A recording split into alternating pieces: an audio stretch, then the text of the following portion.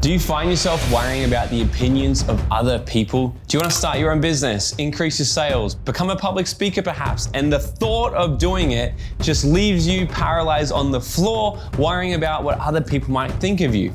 Or perhaps you're someone that when you go on about your day, someone says something easily to you, it triggers you, it brings back all this trauma, and you can't go on another moment because it's just too painful. And all in all, you're living in some sort of cage because you're worried about what people will think of you.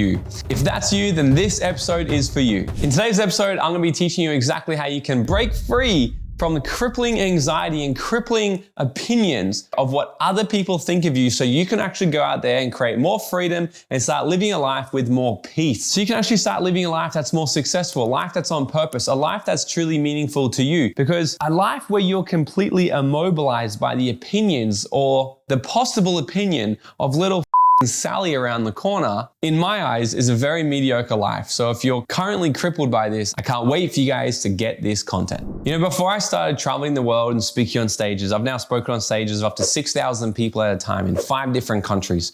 I've trained tens and tens and tens of thousands of people around the world. I create video content, podcasts. I really put myself out there now. But it's important to know that before all of this, I was actually extremely freaking shy. I was pretty unconfident unless I had 10 tequila shots and I was around some of my close best friends. But for the average sort of person, the average day, I was pretty shy, I was pretty unconfident. But most importantly, I was so controlled by the opinions of what other people might think of me. I was completely riddled with fear, anxiety, and I was just so worried. And all of this inside of my head stopped me in my tracks from actually doing the thing that I want to do the most. You know, since then, I've spent well over $250,000 now working on myself and really peeling back the layers of the onion of my brain of what makes up the beliefs, the identity, the patterns, the triggers, the traumas, all these types of things that I was so worried about other people finding out or potentially saying about me. And I've been able to absolutely break through this and truly create a life on purpose with a lot more personal freedom now, where I can actually go out there and just do what I want to do without worrying about what anyone else may think of me. Which I can tell you is the most freeing feeling on earth, literally living a life on purpose, not caring about anyone's opinion. Now, before I get into how you can actually start not giving a shit what people think about you,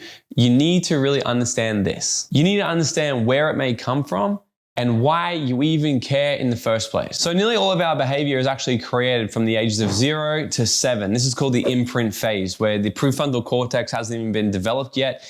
And you're literally just soaking in all of your beliefs, your identity, your values, and you're really shaping what you believe the world is. But most importantly is you're figuring out how to actually get the love and affection you want from your parents mostly. So depending on how that went for you, if you got love and affection really easily, or maybe it was a little bit held off, or maybe it was a little bit on sometimes and off sometimes, we may have started to really develop some habits, some traumas, some attachment styles that may not serve you anymore because all you did as a little tiny child was try to figure out the best strategy for you to actually get the love and attention you wanted. And the meaning you gave it when you were young could depend on the types of traumas you have, the attachment styles you have. It could be the thing that's actually helped you turn into a bit of a people pleaser perhaps, or wear masks around certain people so you can show up and be a certain person in a certain way to get the approval of that particular group of people. And then the rest of your learning life is really between 7 and 21, where you go through the modeling phase and the socialization phase, where you really start to figure out how you fit in, how you get attention, how you get seen, your position in the pack.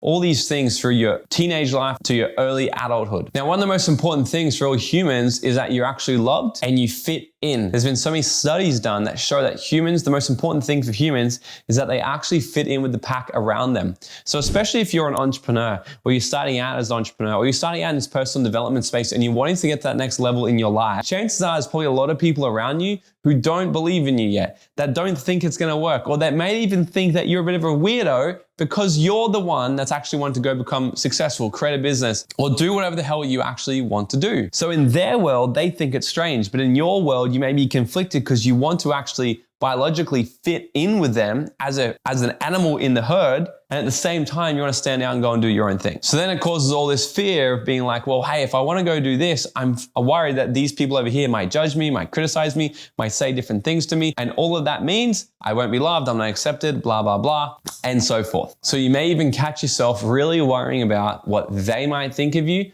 or you might even start to really doubt yourself and your ability to even go and do it. So it's really important that you understand these two things. The first one is you need to understand that it's really freaking normal that most people actually go through life being a people pleaser at some point, trying to get approval and attention from people that they don't even really care about because it's very normal for them to do. A lot of people go through life wearing masks and being a certain person around their girlfriend's parents, their boyfriend's parents, their own parents, around their kids, around their partner, around their boss, around their colleagues. So a lot of people wear masks and try to be different people around different types of people, all because they want to be accepted. And the second thing you need to know is that you can change this right freaking now and start living a life with more peace and more freedom. So ultimately, it comes down to these two things. The first one is your self-esteem. So your level of self-esteem literally comes down to this: how you feel about yourself when you are by yourself, period.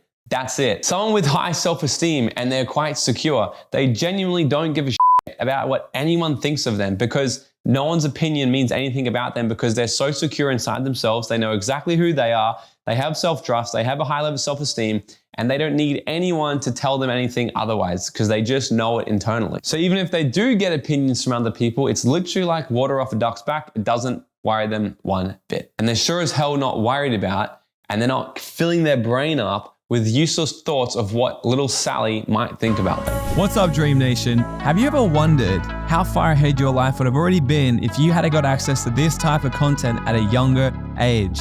Look, this is why I need your help. I'm trying to build the #1 personal development platform out there to teach you guys the tips, tricks, and attitude of what it takes to live your dream life, and to bring the type of education that we all wish we had in school. This show only grows by word of mouth and new subscribers, so it would mean the world to me if you could smash that subscribe button right now, leave us a 5-star written review, or drop a comment below and share this episode with a friend. I would be forever grateful. All right, now let's get back into this episode. So here's some ways that you can actually increase your self-esteem. The first one is you need to actually do shit that's worthy.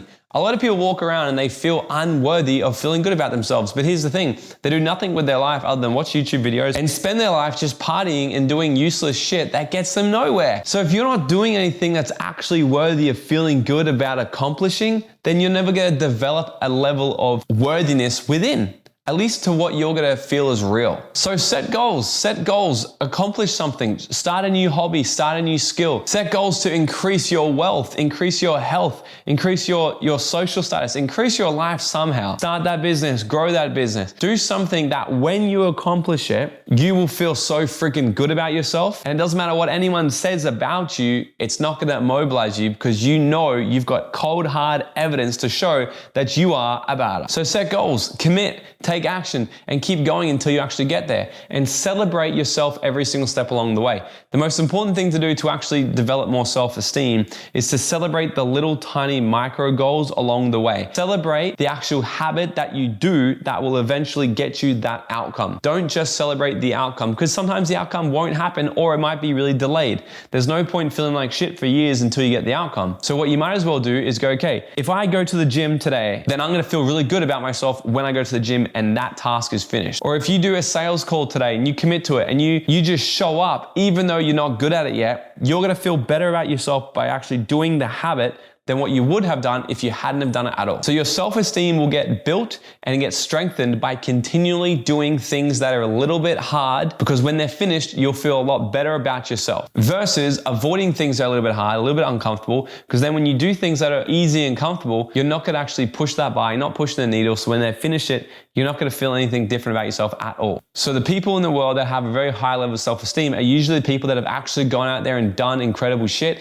and have quite a bit of discipline in their life, so they actually have evidence and reasons to feel good about themselves. And the last part here is you'll develop better self-trust and self-esteem by actually doing the shit you said you were gonna do. So many people have lost the meaning of what their word means. My friend the other day called me up and we met to go, we planned the day before to be at the gym at 7:30. And he calls me at 7:10 and he says, hey bro, are we still on? I said, yeah, we're still on. I fucking told you yesterday. Like, that's it. That should mean enough. The fact I said I'm gonna be there should mean it's weight in gold. That's how I roll. So, but a lot of people out there say things like, oh, I'm gonna start the gym tomorrow, and they never do it. I'm gonna get up at 6 o'clock tomorrow, and they never do it. I'm gonna start my business this month, and they never do it. I'm gonna leave that relationship, I'm gonna ask that girl on a date, whatever it is, and they never freaking do it. So become a person that says they're gonna do something, commit to it, and actually do it, because then when you complete that and you look back on it, you'll feel so freaking proud of yourself that you're someone who stuck through on your commitment even when it got a little hard. And the second thing is triggers. Working on your triggers. So for example, if the kids in grade 8 laughed at you when you had to stand up in front of the school and give a little speech and you screwed up your words or you made a mistake and they laughed at you and that was the most embarrassing moment of your life and you made it mean all this stuff about you that you're not good enough, you can't do it, people are mean, blah, blah, blah, then that'll forever be a trigger until you do the work on it. So perhaps if you're wanting to be a public speaker, for example, and you have a thought that, well, people might laugh at me, they might judge me, they might all these things, that is because it's agitating a wound, it's agitating a trigger from back in grade 8. It's the same thing if somebody was to come up and call you stupid, and perhaps your parents used to call you stupid or say mean things to you growing up. You start to have this belief that maybe you weren't very smart. Maybe you start to believe that you were stupid. So when anyone says that to you, it crushes you and immobilizes you because it is a strong belief for you.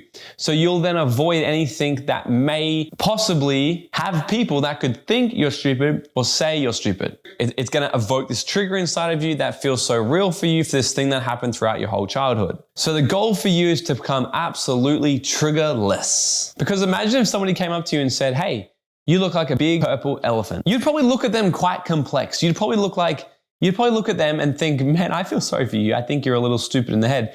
It wouldn't bother you at all. Why? Because you know you're not a purple elephant. But if someone comes up to you and says you're stupid, and it affects you, and you get angry about it, you get sad about it, it's because to some degree you believe it's true.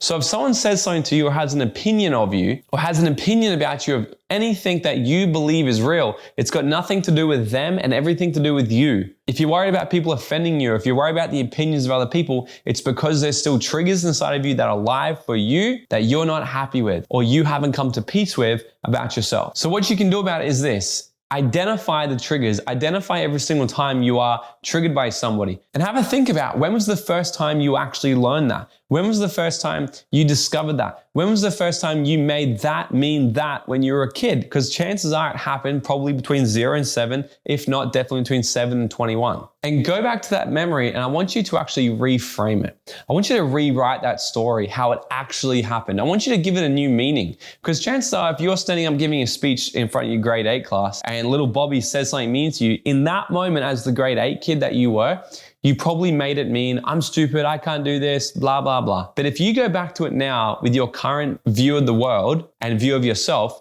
maybe you can go back and give it a new meaning. What else could it have meant? Maybe it meant that Bobby had a broken house and was going through a lot of hard shit on his own, and he just didn't know how to actually express his own feelings, and he was actually so unhappy with his own self that he wanted to project it out onto you. Maybe that's the thing. So if you go back and actually start to rewrite these stories and reframe the past, it's going to start to resolve this for you and you're going to start to actually view the past from a different perspective. Go back and view the events that happen in your life from a different perspective, a different level of thinking, and watch them actually start to dissolve in front of you. And remember, this is a never-ending game. I'm continually discovering new triggers or new negative beliefs about myself that I've created in my life. And I'm going back and asking when they actually started, and I'm reframing the past and asking myself, what else could this mean? Because every single time I rewrite the past and I look at it from a different perspective, it no longer matters anything to me anymore. So it's a never-ending journey. So work on reframing all your past triggers and all your past negative beliefs one at a time. And very soon, you'll be literally living a life with so much more peace, so much more joy, you will not be giving a shit about the opinions of anyone else around you. And to wrap all this up, I've got one last thing to say to you. If you're still worried about what someone may say to you, you've got to understand this. We can only see the world as we are, not as it actually is. So if someone is saying something to us in a negative way and they're trying to offend us, they're trying to be negative to us, you know what it actually means? It means nothing about you and everything about what's happening inside of their world. They haven't worked on their own shit. So if you're worried about the opinions of other people, you just got to know this, that everyone is doing the best they can with all the information they have right now. And this person is just trying to criticize you and throw shade on you based off what's happening in their world. So if anything, you need to give more love to this person because they need it the most. I never forget this one person in one of my audiences one time giving me so much hate and so much shit. And I just thought to myself this, I said, I'm so glad that you're in this room because you're definitely the person who needs this shit the most. And I just went on with my life. Because I know it means nothing about me and everything about how they're shown up in the world and what they believe, who they believe they are in the world. It means nothing about me. So the best thing you can do is bless and release, send this person love because they need it more than you, and then go on with your life. All right, guys, and like always, if you got value from this, like it, subscribe it, and drop a comment below. If you did get value, we put out so much value for you guys to learn the tips, tricks, and attitudes of what it takes to live your dream life. So if you loved it, share this with a friend so we can help add value to them as well. Until the next episode, go out there and dream out loud.